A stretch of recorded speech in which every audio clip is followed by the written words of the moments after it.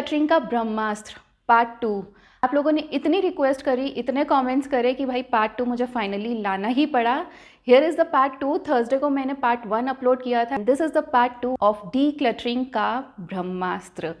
मुझे जो कमेंट्स आए हैं उसमें कुछ प्रॉब्लम्स भी लेडीज़ ने शेयर करी हैं जो कि घर के बड़ों के साथ होती हैं। सो उसको भी आज हम एड्रेस करने वाले हैं। साथ में कुछ लोगों को पता नहीं है कि हमने शुरू कहाँ से करना है। नमस्कार दोस्तों, मैं रति स्वागत करती हूँ आपका होम ट्विक चैनल पे, जहाँ हम बात करते हैं घर और किचन से रिलेटेड कुछ ऐसे tips and tricks home tweaks की जो हमारा रोज़मर्रा का काम आसान करते हैं। आगे और जानने के लिए चैनल से जुड़े रहिए। चैनल को ज़रूर सब्सक्राइब कीजिए, वीडियो को लाइक कीजिएगा, कमेंट करके बताइएगा आज की वीडियो से रिलेटेड आप क्या अपने घर में अपनाते हैं। चलिए बढ़ते हैं आगे वीडियो में। आज मैं आपको वीडियो में बताने वाली हूँ कि आप अगर डी क्लटरिंग, घर को ऑर्गेनाइज करना चाह रहे हैं, किचन को ऑर्गेनाइज करना चाह रहे हैं, आपने कहाँ से स्टार्ट करना है। चलिए वीडियो में बढ़ते हैं। चैनल ज़रूर सब्सक्राइब कीजिए। और इसी के साथ वीडियो की एंड में आपको बताने वाली हूँ कि भाई मैंने अपने घर से क्या क्या डी क्लटर किया है। आज की वीडियो से रिलेटेड किया तो बहुत कुछ है, बट सब कुछ एक वीडियो में नहीं डाल सकती। सो आई एम थिंकिंग कि इसके पार्ट्स बना देते हैं। This is the part 2 of D cluttering का ब्रह्मास्त्र, दिवाली रेडी 101। इसकी एक पूरी प्रॉपर प्लेलिस्ट बनी हुई है, वो आप चेक कर सकते हो। अगर आपको बाकी पार्ट्स भी चेक करने हो, पूरा एक प्लेलिस्ट बना दिया मैंने। सबसे पहले करते हैं कि अगर आपने डी क्लटरिंग स्टार्ट करनी है, आपने शुरू कहाँ से करनी है। जैसे कि मैंने आपको पार्ट 1 में बताया था, सबसे पहली चीज़ जो होनी है इज़ कि आपने घर से इलेक्ट्रिकल वेस्ट, इलेक्ट्रिकल क्लटर आपने अपने घर से बाहर निकालना है। अब इसमें मैं आपको पूरी लिस्ट प्रोवाइड कर रही हूँ यहाँ पे, आपने क्या क्या शुरुआत करनी है। ऊपर वाले में मत जाओ। सबसे पहले जो आपकी नीचे वाली अलमीराज हैं उन्हीं को क्लीन करो। आपके बच्चों के स्टडी टेबल्स हैं, हस्बैंड का वर्किंग डेस्क है, अपनी अलमीराज हैं। अलमीराज में भी हम बहुत कुछ इलेक्ट्रिकल का सामान रखते हैं। सब चीज़ें आपने चेक करनी है, बट आपने अपना इलेक्ट्रिकल मतलब घर में जो एक एक खोपचा है ना, उसके अंदर घुस के चेक करो कि भाई इलेक्ट्रिकल का सामान मेरे पास कहाँ कहाँ पड़ा है। एक जगह सारा इकट्ठा कर दो और फिर देखो कि आपने क्या उसमें से डी क्लटर करना है। Now here is the list कि आप क्या क्या उसमें से डी क्लटर कर सकते हो। टूटी फूटी केबल्स, जिनके माउथ टूट रहे हैं, जिनके जॉइंट्स टूट रहे हैं, वो सब आप निकाल सकते हो। वो केबल्स आप डिस्कार्ड कर दो। हमारे पास प्लेंटी ऑफ यूएसबी केबल्स होती हैं जो कि हम वैसे ऑल्टरनेट भी यूज़ कर सकते हैं। किसी भी फ़ोन के साथ वो लोग अटैच हो जाती हैं। सो आपको किसी पर्टिकुलर फ़ोन के साथ उसको रखने की ज़रूरत नहीं है। पुराने मोबाइल फ़ोन्स या फिर इंटरकॉम्स या फिर लैंडलाइंस आपके पास पड़ी हैं, वो आप डिस्कार्ड कर दो। बिकॉज यार आजकल टेक्नोलॉजी ना बहुत इस तरीके से बढ़ती है, तो अगर आप ये चीज़ें अपने घर में स्टोर करके रखोगे वो रिटर्नेंट होती जाएंगी, क्योंकि टेक्नोलॉजी इस तरीके से फास्ट पेस से बढ़ रही है ना कि वो जो आपने पुरानी चीज़ें रखी हैं वो कुछ टाइम के, कुछ सालों के बाद आपके यूज़ की नहीं होंगी। बेटर है जिसके यूज़ आ रही है या तो आप निकाल दो, कुछ कर लो। नेक्स्ट है भाई लाइट्स, लाइट बल्ब। दिवाली आने वाली है, अपने वो वाली दिवाली का पैक भी नीचे उतारो जो डब्बा आपने बनाया हुआ है लाइट्स का। सारा राइस लाइट्स होती हैं हमारे पास, कितने टाइप की लाइट्स होती हैं, चाइनीज़ लाइट्स वगैरह होती हैं, बल्ब्स होते हैं, बल्ब होल्डर्स होते हैं, तारे होती हैं, एंड उनके फिटिंग्स भी होते हैं हमारे पास। इवन रस्टेड नेल्स भी जो आपके पास हैं वो भी निकाल के बाहर कर दो। अगर आपने कोई ऐसा डब्बा बनाया हुआ है अलग से होम यूटिलिटी का, जिसमें कि आप अपना प्लास, पेचकस, ये सब चीज़ें, स्क्रू ड्राइवर्स वगैरह रखते हो, सो उसको भी डब्बे को निकाल के उसमें से जो रस्टेड चीज़ें हैं वो आप निकाल के बाहर कर दो, इसी के साथ लाइट बल्ब्स के साथ। नेक्स्ट आता है हमारा क्लॉक। वॉल क्लॉक्स हमारे घर में काफ़ी होती हैं। एक्चुअली होता क्या है कि हम वॉल क्लॉक चल रही होती है, वो एकदम से बंद हो जाती है, या तो हम उसके सेल वगैरह चेक करते हैं, बट वो कभी कभी नहीं चल रही होती, तो लगता है यार वॉल क्लॉक काफ़ी अच्छी है, काफ़ी एक्सपेंसिव ली थी, इसको कभी ठीक करा के यूज़ कर लेंगे। अगर आपने ठीक कराना है तो या तो आज ही जाके उसको ठीक कराओ, नेक्स्ट वीकेंड पे आप उसको ठीक करा लो। नहीं कर सकते हो तो फिर उसको निकाल दो, रद्दी में निकल जाएगी आराम से। इस तरीके से उसमें मेटल है, प्लास्टिक है, जो भी है उस हिसाब से आपको मिल जाएगा, तो तोल के भाव से ही मिलता है रद्दी में। वॉल क्लॉक्स के साथ आपने अपनी वॉचेस भी चेक करनी है, जो हम रिस्ट वॉचेस वगैरह पहनते हैं, सो वो भी आपने सब चेक करनी है। अगर उनमें सेल, बैटरीज वगैरह नहीं है वो रिप्लेस करवाओ, बंद नहीं होनी चाहिए वो। नेक्स्ट, अगर कोई उनमें से ख़राब हो गई, उनका डायल डिस्कलर हो गया है, स्ट्रैप डिस्कलर हो गया है, स्ट्रैप तो चलो आप चेंज करा सकते हो, डायल भी चेंज करा सकते हो अगर आपने कराना हो। सो कोई भी चीज़ ना डिसकलर्ड नहीं होनी चाहिए। मतलब जैसी एक अच्छी न्यू फीलिंग आती है न्यू प्रोडक्ट के साथ, वैसी ही आपकी प्रोडक्ट पड़ी होनी चाहिए घर पे, और बंद नहीं होनी चाहिए। सबसे पहली चीज़ इलेक्ट्रिकल वेस्ट का यही है कि भाई आपको कोई भी इलेक्ट्रिकल चीज़ बंद नहीं होनी चाहिए। सो इस दिवाली पे आप ज़्यादा डीक्लटर नहीं कर पाओगे भाई। डीक्लटर देखो, मैंने जैसा पहले बताया था, सालों सालों का प्रोसेस है, ग्रेजुअल प्रोसेस है, और आप एकदम से डीक्लटर मत करने बैठ जाना कि भाई मैंने ये वीडियो देखी है और मैं एकदम से डीक्लटर करने बैठ जाऊँगी। उसमें ये भी हो सकता है कि आप अपनी कुछ इंपॉर्टेंट चीज़ें जो आपकी आगे यूज़ आने वाली हैं उनको आप डीक्लटर कर दो, उनको घर से बाहर निकाल दो। फिर आगे आप सोचोगे यार ये मैंने ऐसे ही निकाल दिया, मेरे काम की चीज़ थी तो मैंने सोचे समझे बिना निकाल दी। जब भी कोई चीज़ डीक्लटर कर रहे हो उसको सेकंड, थर्ड, फोर्थ, 10 टाइम्स उसको सोचो कि भाई ये मेरी आगे आने वाली चीज़ तो नहीं है, कहीं मुझे इस पर दोबारा पैसे स्पेंड तो नहीं करने पड़ेंगे। डीक्लटरिंग डजंट मीन भैया जो हाथ में आया निकाल दिया बाहर नहीं, आपकी जो चीज़ काम की है उसको सोच समझ के आपको अंदर अपने पास रखना है, बट ढंग से, तरीके से रखना है। Printers, DVD players, CD players, cassette players, या फिर हमारे पास ऐसे बड़े बड़े बॉक्स टाइप के सीडी प्लेयर्स होते थे ना, कैसेट प्लेयर्स होते थे जिसमें कैसेट्स लगती थी ब्लैक कलर वाली, तो वो अगर आपके पास पड़े हैं, भाई मुझे पता है मैंने भी निकाली हैं वैसी चीज़ें, सो अगर वो सब अंदर घुसा पड़ा है उनका कोई फ़ायदा नहीं है, वो अब आप यूज़ भी नहीं कर सकते हो, तो उनको या तो रद्दी में दो, तोल के भाव से आपको पैसे मिल जाएंगे। लैपटॉप्स, हार्ड ड्राइव्स, जो भी स्टोरेज की डिवाइस है आपके पास और आपकी करप्ट हो चुकी है, काम नहीं आ रही है, वो आप निकाल दो सब बाहर। लैपटॉप मतलब मेरे पास 2 लैपटॉप थे जो कि स्क्रीन डेड थे, बट उनके इंटरनल पार्ट्स अंदर काम कर रहे थे, तो सब मैंने क्या किया कि OLX पे उसमें स्पेसिफिकली लिखा है कि उसकी स्क्रीन नहीं चल रही है, बट अंदर इंटरनल पार्ट्स जैसे कि आपका चार्जर वगैरह हो गया वो चल रहा है, अंदर जो उसमें मदरबोर्ड वगैरह होता है वो सब ठीक है, अंदर जो और इलेक्ट्रिकल सॉकेट्स वगैरह होते हैं, पार्ट्स होते हैं, वो सब ठीक है। सो कुछ लोग होते हैं कि आपको 500,000 रुपीज़ दे देंगे and they will take the thing. अब मैंने आपके साथ OLX की बहुत सारी बातें शेयर करी हैं, बट हाँ, OLX में जब आप चीज़ बेच रहे हो, लाइक मैं अपना एक्सपीरियंस आपको बताना चाह रही हूँ कि OLX पे कभी भी आप ऑनलाइन पेमेंट मत करो अगर आप ऑनलाइन पेमेंट गेटवे फ्रेंडली नहीं हो, क्योंकि बहुतों के साथ फ्रॉड भी होता है। मेरी फ्रेंड के साथ फ्रॉड हुआ था, तो शी लॉस्ट अराउंड 1000-2000 रुपीज़। तो पेमेंट लेते टाइम आपको कुछ भी स्कैन करने की ज़रूरत नहीं है, सिर्फ आपके पास पेमेंट आएगी, आपके पास मैसेज आएगा कि आपको पेमेंट रिसीव हो गई, कुछ करने की ज़रूरत नहीं है। बट अगर आपको ऑनलाइन में डर लगता है, do the cash payments. Also किसी को अपने घर पे डोर स्टेप पे, बिल्कुल मतलब दरवाज़ा ये जो पीछे देख रहे हो, ऐसे किसी को अपने घर पे मेन डोर पे मत बुला लो। अगर आप घर पे अकेले हो, नीचे जहाँ आपका सिक्योरिटी गार्ड है, कंट्रोल रूम है, गार्ड रूम है, वहाँ पे जाके आप उस बंदे से मिलिए और वहाँ पे जाके उनको चीज़ हैंड ओवर कीजिए सिक्योरिटी पर्पज़ के लिए। अकेले आप घर पे हो, किसी को नहीं बुलाने की ज़रूरत है। इवन घर पे एल्डर्स हैं तब भी किसी को घर पे बुलाने की ज़रूरत नहीं है। जहाँ पे सिक्योरिटी गार्ड है वहाँ पे बुलाओ, मैं कभी किसी को घर पे नहीं बुलाती हूँ।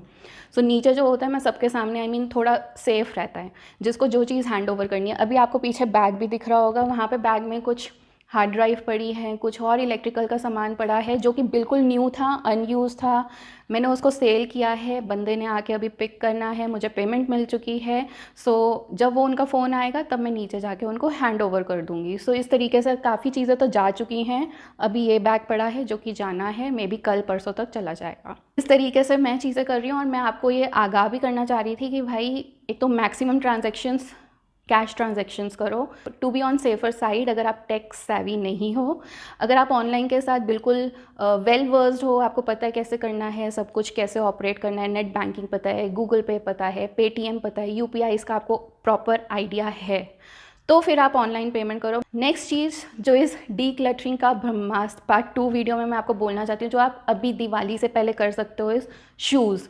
घर में आपको पर्सन टू पर्सन उनके शूज़ चेक करने हैं। सबसे पहले सबसे छोटे से चेक करो, बच्चों के शूज़। अपने बच्चों के शूज़ लाके एक जगह घर में इकट्ठे कर दो, कैबिनेट से निकालो। आपको दोनों टाइप के शूज़ निकालने हैं, जो उनके रेगुलर यूज़ में आने हैं वो भी निकालने हैं, और जो आपने अंदर रखे हुए हैं किसी स्पेशल ओकेजन फंक्शन के लिए, वो भी आपको निकाल के सब एक ही जगह रखने हैं। सो इस तरीके से पर्सन वाइज आपको शूज़ डीक्लटर करने हैं। आपको देखना है कि बच्चों को क्या आ रहा है, क्या नहीं आ रहा है, क्या छोटा हो गया है, क्या उनके लिए अभी बहुत बड़ा है। बड़ा है तो स्पेसिफिकली आप उसको अंदर रख दो, फिर आप उसको निकालने की ज़रूरत नहीं है। शूज़ डीक्लटर करते हुए आपको कुछ चीज़ें ध्यान रखनी है। शूज़ अगर कंफर्टेबल नहीं है, ये पर्सन टू पर्सन है, ठीक है। आप अपने लिए भी ये कर सकते हो, अपने हस्बैंड के लिए भी कर सकते हो, घर में कोई एल्डर्स हैं उनके लिए भी कर सकते हो, इवन बच्चों के लिए भी कर सकते हो। डीक्लटर करते टाइम आपको क्या ध्यान रखना है, शूज़ में अगर कोई प्रॉब्लम है, शूज़ फटा हुआ है, आपको लग रहा है कि यार मोची के पास ले जाएंगे ठीक करा लेंगे, बट आपने वो 6-8 महीने से नहीं कराया है, निकाल दो उस जूते को, बेटर है नया जूता ले आओ, वो एटलीस्ट यूज़ आ जाएगा। ये जो आपका पड़ा हुआ है कुछ नहीं कर रहा है, ये ऐसे ही ऐसी फटी हुई वाइब्स भी आपके घर में ला रहा है, तो उसको निकाल दो और नया जूता ले आओ, अच्छा है, पहनने में भी आ जाएगा। नेक्स्ट इज़ कि आपका अगर जूता शू बाइट देता है, भाई शू बाइट वाले जूते बिल्कुल भी मत पहनना, बिल्कुल भी संभाल के मत रखना। मैं भुगत चुकी हूँ, मतलब मेरे को इतना गंदा शू बाइट हुआ था कि मेरा 1 महीने तक वो ट्रीटमेंट चलता रहा था शू बाइट का, और मुझे टेटनस भी लगवाना पड़ गया। इतना डीप वूंड था वो मुझे शू बाइट का। उसके बाद से मैं जब भी शू की परचेजिंग करती हूँ, एक तो सबसे पहले मैं लोकल नहीं जाती हूँ, स्ट्रीट शॉपिंग नहीं करती हूँ शूज़ की। सेकंड है कि मैं जाके सबसे पहले शूज़ वहाँ पे आधा घंटा पहन के देखती हूँ, बैठती हूँ, उठती हूँ, थोड़ा सा चलती हूँ, इधर चलती हूँ। अगर मुझे कहीं पे भी ज़रा सा भी खटकता है ना, शू बाइट मुझे होने वाली है या मुझे ये कचक कचक बड़ी ज़ोर से चुभ रहा है, तो फिर मैं उसको नहीं लेती हूँ। चाहे वो भैया मुझे सेल्स पर्सन बोलता है मैम वो अभी थोड़ी देर में खुल जाएगा, थोड़े दिनों में आप पहनोगे खुल जाएगा, ठीक हो जाएगा, बट मुझे पता है कि मेरा पैर कैसा है, मेरी स्किन कैसी है, तो मैं स्ट्रेट अवे मना कर देती हूँ। उनके भुलेखे में मत जाना कि भैया वो थोड़ी देर में लूज़ हो जाएगा। लूज़ होते हैं जूते, बट अगर शू बाइट है ना, वो शू बाइट तब भी देगा, अगर वो उसके एजेस शार्प हैं वो तब भी शू बाइट देगा। तो ऐसे बोलने में मत जाना कि भाई थोड़े टाइम में लूज़ हो जाएगा और आपको शू बाइट नहीं करेगा। पागल बनाने का तरीका है, अपनी चीज़ें बेचने का तरीका है। Always go for branded things, चाहे वो कम हो, 3 की जगह 1 लेके आऊँ, बट वो मैं ब्रांडेड प्रॉपर लेके आती हूँ, अच्छी तरह उसको टेस्ट करके लेके आती हूँ, तब मैं जाके उसको घर में रखती हूँ। मुझे घर में दुकान लगाने की ज़रूरत नहीं है, थोड़ी चीज़ें हों, कम चीज़ें हों, बट अच्छी चीज़ हो, ऐसा मेरा मानना है। बाकी तो पर्सन टू पर्सन डिपेंड करता है। सो नेक्स्ट चीज़ इज़ कि आपको शू बाइट का चेक करना है। दूसरी चीज़, अगर आपके साइजेस ऊपर नीचे हैं, आपने कोई बहुत बड़ा जूता ले लिया है, अगेन सबके साथ आपने ये चेक करना है, बच्चों के साथ, हस्बैंड के साथ, अपने लिए, घर में एल्डर्स हैं उनके लिए। कुछ ऐसे जूते होते हैं ना जो हम बार बार पहनते हैं, और कुछ ऐसे जूते होते हैं जो हमारे अंदर सालों साल दबे हुए होते हैं, 4-5 साल से हमने देखे ही नहीं है कि वो जूते मतलब होता है कि कभी पहन लेंगे, बट उनका नंबर नहीं आता है क्योंकि हमें इतने वो पसंद नहीं है, या फिर उनसे हमें कुछ ना कुछ प्रॉब्लम होती है पैरों में, तो हम पहनते नहीं हैं। वो वाले जूते आपको निकाल के चेकआउट करने हैं, ठीक है, सिंपल सी चीज़ है। ये चीज़ चेक करनी है आपने, छोटे बड़ा साइज़ है, अगर आपका प्रॉपर वो शू फिटिंग का नहीं है उसको भी निकाल दो, किसी को डोनेट कर दो, मेड को दे दो, किसी को भी कर दो, नीचे गार्ड से पूछ लो, जो भी है आपके घर में, जो आसपास हेल्पर्स हैं, कार क्लीनिंग वाला बंदा आता है, पेट वॉकर आता है, जो भी आपके हाउस हेल्प्स वगैरह आसपास होते हैं, उन सब में से आप किसी से भी चेक कर सकते हो। किसी को चाहिए तो आप उनको दे दो, क्योंकि ये चीज़ें तो बिकती भी नहीं है। अच्छा, ऐसा भी नहीं है कि आपको हर चीज़ डोनेट करनी है, जो चीज़ आप बेच सकते हो you can also sell it off for less amount, but you can sell it off, क्योंकि हर चीज़ हाउस हेल्प्स की या फिर जो हम डोनेट करें ज़रूरी नहीं है उनकी यूज़ की हो। हम डोनेट तो कर देंगे अपनी तरफ से कि भाई हमने डोनेट कर दिया है, बट ज़रूरी नहीं है वो चीज़ उनके यूज़ की हो। तो ज़बरदस्ती डोनेशन भी करने की ज़रूरत नहीं है। अगर आप सेल कर पा रहे हो उस चीज़ को तो आप सेल कर दो, पैसे तो आपके फिर भी लगे हैं ना उस चीज़ में। दिवाली रेडी के लिए डी क्लटरिंग जो आपने करनी है इस बारी 2 चीज़ सबसे पहले अपने घर से निकालो, इस इलेक्ट्रिकल क्लटर एंड शूज़ का क्लटर। नेक्स्ट वीडियो में बात करेंगे कि आपने और क्या क्या निकालना है अपने घर से। अब आप अगर डी क्लटरिंग का प्रोसेस इस दिवाली स्टार्ट नहीं कर सकते हो, बट ग्रेजुअली अब आप स्टार्ट करना चाह रहे हो, then also you can come back to these videos, and जैसे जैसे मैं आपको बताती जा रही हूँ वैसे वैसे आप डी क्लटरिंग का अपना प्रोसेस स्टार्ट कर सकते हैं। 1-1 महीना लीजिए हर एक टॉपिक को पकड़ के घर साफ़ करने की। जैसे अभी मैंने बताया इलेक्ट्रिकल वेस्ट है, ठीक है, इलेक्ट्रिकल वेस्ट हमारे घर में कोनों कोनों में घुसा होता है, तो हमें कोना कोना ढूंढ के निकालना पड़ता है। बहुत ज़्यादा टाइम कंज्यूमिंग है, और वो आपको हर कोने से ना घर में अंदर घुस घुस के निकालना पड़ेगा। इवन जो ओवरहेड स्टोरेज हमारी अलमीराज होती हैं वहाँ पे भी घुस घुस के आपको निकालना पड़ेगा क्या क्या इलेक्ट्रिकल वेस्ट है जो मुझे डी क्लटर करना है। सो जूतों का खजाना निकालो, अपना इलेक्ट्रिकल का खजाना निकालो, और जो नहीं चाहिए जस्ट चक इट आउट, घर में जगह बन जाएगी अपने आप। चलिए अब मिलती हूँ आपको नेक्स्ट पार्ट 3 में ऑफ डी क्लटरिंग का ब्रह्मास्त्र, दिवाली रेडी 101। बट यार ये दिवाली में आप एकदम से नहीं कर पाओगे अगर आपने अभी तक डी क्लटरिंग अपने घर की नहीं शुरू की हुई। काफ़ी टाइम लगता है, आई मीन जैसे कि मैंने बताया 3-4 साल आराम से लगते हैं। डी क्लटरिंग करते करते ना आपको धीरे धीरे पता चलेगा आपको क्या चीज़ चाहिए, क्या चीज़ नहीं चाहिए, और क्या मुझे रखना चाहिए घर पे, क्या मुझे निकालना है। मैंने ऐसे ही इस पे पैसे स्पेंड कर दिए यार, ये चीज़ मेरे काम की नहीं थी। डी क्लटरिंग का ब्रह्मास्त्र का पार्ट 2 आपको कैसा लगा है नीचे कमेंट करके ज़रूर बताना, और अगर आपने इलेक्ट्रिकल और शूज़ का डी क्लटर स्टार्ट कर दिया है तो मुझे बताना कि दोनों में से कौन सी चीज़ स्टार्ट करी है आपने, कमेंट सेक्शन में ये भी बताओ। अब मैं आपको बताती हूँ कि मैंने अपने घर में से इलेक्ट्रिकल वेस्ट में से क्या क्या निकाला है। जैसे कि सबसे पहले मैंने पीछे दिखाया कि उसमें हार्ड ड्राइव थी, और स्टेप काउंटर एक मेरे पास पड़ा था। बहुत चीज़ें मेरे पास ऐसी पड़ी हैं इलेक्ट्रिक्स में, इलेक्ट्रिकल क्लटर में मैं बोलूँगी कि जो कि अनयूज्ड हैं, न्यू की न्यू, मतलब डब्बा पैक होता है ना वैसा पड़ा है, बस सील ब्रोकन है कि भाई हमने ले लिया है, दैट्स इट। सो उसमें हैं hard drive, step counter, mobiles मेरे पास पड़े हैं जो मुझे सेल करने हैं, मेरे पास USB फास्ट चार्ज केबल्स पड़ी हैं जो मुझे सेल करनी है, सब कुछ न्यू का न्यू पड़ा है। जो मैंने रद्दी में निकाला है इज़ माई वॉशिंग मशीन। मेरे पास, अब मैं जो आपको बोल रही हूँ ना कि सदियों से पड़ी हुई है आपने यूज़ नहीं करी, मेरे पास 2 वॉशिंग मशीन थी, ये मेरा पर्सनल एक्सपीरियंस है जो बता रही हूँ। 2 वॉशिंग मशीन थी, IFP की top load automatic and Samsung की फ्रंट लोड ऑटोमेटिक। मेरी गलती क्या हुई कि मैंने टॉप लोड बिना सेल करे फ्रंट लोड मैं घर पे ले आई। 2 मशीन्स हो गई मेरे पास वॉशिंग मशीन्स, तो मैंने टॉप लोड भी रखी क्योंकि उसका ड्रम बड़ा था। मेरी फ्रंट लोड का ड्रम है 6 kgs का, टॉप लोड का ड्रम था 7.5 kgs या 7.2 kgs, तो उसमें आराम से ना कंबल वगैरह बड़ी चीज़ें भी धुल जाती थी। मैंने कहा चल रख लेती हूँ, आपको रियल लाइफ सिनेरियो बता रही हूँ, चल रख लेती हूँ, इसको काम में ले आऊँगी मैं। हुआ क्या, 2 साल निकले, मैंने काम में नहीं लिया। फिर 2 साल के बाद याद आया, अच्छा यार ये पड़ी है, चल इसमें आज कंबल वगैरह धो देते हैं, तो 2-3 कंबल धो के फिर वही बंद, नेक्स्ट 1 साल के लिए बंद। अल्टीमेटली हुआ क्या, वो बाहर यूटिलिटी में पड़े पड़े धूल मिट्टी खा खा के उसकी जो आगे डिस्प्ले पैनल होता है, जो ऑपरेटिंग पैनल होता है, वो काम करना बंद कर गया। एंड फिर उसको वो मुझे चेंज कराना था। अब मैं ये सोच रही हूँ यार ये मशीन मेरे काम तो आ नहीं रही, और ये मशीन मैं ऐसे किसी मेड को भी नहीं देना चाह रही कि जो भाई जिसको काम इसके ऊपर कराना पड़े, या तो मैं उसको प्रॉपर्ली बताऊं कि भाई तुझे क्या काम कराना पड़ेगा। अब उनको नहीं समझ में आता है कि भाई उनको क्या काम कराना है, तो फिर वो दिक्कत होती है, वो परेशानी होती है, उनको भी होगी मुझे भी होगी, बार बार आके पूछेंगी मैडम क्या कराना है। मैंने क्या किया, फिर मैंने उसको सेल ऑफ कर दिया। अब यहाँ पे ये लोग मशीन लेके जा रहे हैं and they have given me कुछ 500 या 600 rupees for the machinery parts, जो कि अंदर के ठीक थे, और बाहर तो प्लास्टिक बिल्कुल येलो, मतलब मशीन की हालत ऐसी हो चुकी थी पड़े हुए। आप देख रहे हो, मैं आपको रियल लाइफ सिनारियो बता रही हूँ यहाँ पे कि क्या क्या होता है। अगर आप कोई चीज़ घर पे लाने वाले हो ना, जिस चीज़ का आप रिप्लेसमेंट लाने वाले हो, या तो पहले जो पुरानी चीज़ है उसको घर से बाहर निकालो, जब तक वो नहीं निकलती है तब तक आप उसका नया रिप्लेसमेंट मत लेके आओ, सबसे पहली चीज़। क्योंकि अगर दोनों चीज़ें साथ में हो गई ना भाई, समझ नहीं आता है फिर करना क्या है, क्योंकि वो पुरानी चीज़ भी पड़ी रहती है और नई चीज़ भी पड़ी रहती है, और जब नई चीज़ आ जाती है तो नई चीज़ यूज़ हो रही होती है, पुरानी चीज़ें डब्बा बंद हो ही पड़ी होती है, वो बिल्कुल शट डाउन कंडीशन में होती है। तो जब भी आप किसी चीज़ का रिप्लेसमेंट लाने का सोच रहे हो, गैजेट्स, बड़े गैजेट्स जैसे टीवी हो गया, AC हो गया, फ्रिज हो गया, पुराने गैजेट्स पहले निकाल दो, तब जाके उनका नया रिप्लेसमेंट लेके आओ। 1-2 दिन डिले हो जाएगा, 1 हफ्ता डिले हो जाएगा, कोई बात नहीं, बट आप उनके बिना काम चला सकते हो उस टाइम फ्रेम में भी। ऐसा नहीं है कि आपका काम बिल्कुल बंद हो जाएगा। सो अब मैं यहाँ पे सारी की सारी फ़ोटोज़ डालती जा रही हूँ मैंने इलेक्ट्रिकल में क्या क्या निकाला है। I hope it helps.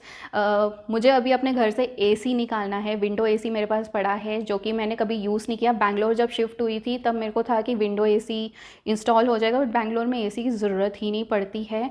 और मोर ओवर यहाँ पे जिस घर में अभी मैं हूँ, यहाँ पे प्रोविज़न ही नहीं है विंडो AC का। लगाना है तो सीधा स्प्लिट AC लगेगा, विंडो AC लग ही नहीं सकता। तो वो विंडो AC मेरे पास इस तरीके का पड़ा है और मेरे को अभी उसको सेल करना है। मेरे पास इन्वर्टर का USB था माइक्रोटेक का, जो कि मैंने USB नहीं UPS, sorry not USB, UPS था, तो वो मैंने सेल किया जस्ट 500-700 रुपीज़ में। वो मैंने सेल किया क्योंकि सालों साल की चीज़ें ना ऊपर ओवरहेड स्टोरेज में पड़ी हुई थी। अभी मेरे पास एक गीज़र भी पड़ा है जो मुझे निकालना है, and it is just like new geyser.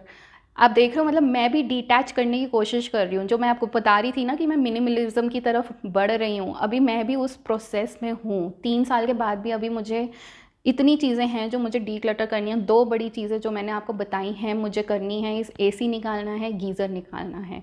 I hope इससे आपको इंस्पिरेशन मिली होगी और आप भी अपना घर अच्छे से डीक्लटर कर पाओगे इस दिवाली। इन 2 छोटी चीज़ों से स्टार्ट करो एंड देखिए धीरे धीरे करके आपका घर भी डीक्लटर हो जाएगा।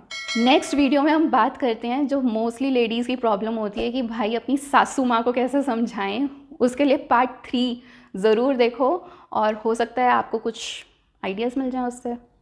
ठीक है, मिलते हैं अपने नेक्स्ट वीडियो में। चैनल ज़रूर सब्सक्राइब कीजिए, वीडियो को लाइक कीजिए, कमेंट करके बताइएगा जो मैंने अभी आपसे पूछा वीडियो में, एंड इंस्टाग्राम पे ज़रूर से फॉलो कर लो, वहाँ पे हम पर्सनल चैट भी कर सकते हैं। तो आ जाओ इंस्टाग्राम पे, मिलते हैं नेक्स्ट वीडियो में। Always remember you are the power house of your house, और उस पावर को आपको बरकरार रखना है। अपना बहुत सारा ख्याल रखो इस festive season and enjoy the festivities to the fullest. मिलते हैं अगले वीडियो में, बाय। जी, तो आपने वीडियो तो देख लिया, आपको आई होप वीडियो अच्छी लगी होगी, बट आपने ये भी चीज़ नोटिस करी होगी कि मेरी आईज़ के नीचे कुछ है, जो कि है ये मस्कारा। फर्स्ट बॉटल है मेरी ये मस्कारा की ट्राई करने की, 3 महीने से यूज़ कर रही हूँ और हर बारी इसने मुझे कुछ इसी तरीके का दिया है, बट हर बारी मैं इसको अंदर रख के फिर यूज़ करती हूँ और देखती हूँ कि भाई ये मेरे लिए अभी काम कर रहा है कि नहीं कर रहा, और हर बार ये कुछ इसी तरीके से कर देता है। आप अगर ये वाला मस्कारा यूज़ कर रहे हो, आपके साथ ये होता है नहीं होता, ये भी कमेंट करके बताना भाई। मैं इसको दोबारा परचेज़ नहीं करने वाली हूँ। हर बारी ना ट्रैवलिंग पे इसको विदाउट मेकअप भी नहीं यूज़ कर सकते, विद मेकअप तो भाई ये इस तरीके का हाल करता है, आपका मेकअप ही रुइन हो जाएगा पूरा। चलो मिलते हैं अगली वीडियो में।